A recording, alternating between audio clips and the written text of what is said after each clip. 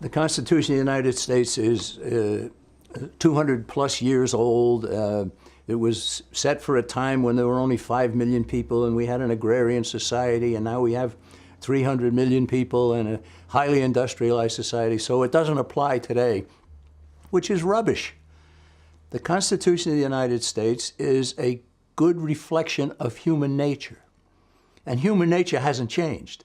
Whether you have 5 million mostly farmers or whether you have 300 million people in this highly industrialized society that we have.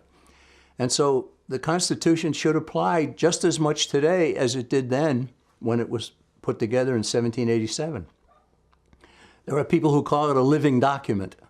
And what they mean by that is, anything that lives grows, it changes, it becomes different, and so forth. And it even dies. A living document would die. No, the Constitution is not a living document. We're very strong believers in original intent.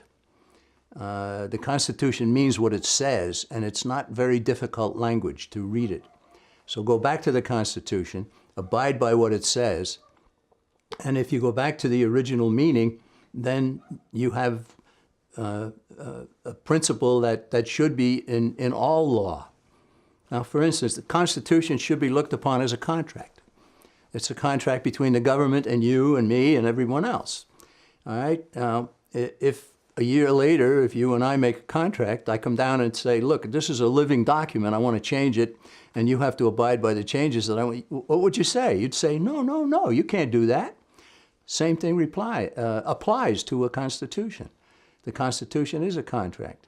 Go back to the original meaning of it, and when you do, you'll get back to limited government, and you'll get back to free people, and you'll see our country start soaring again.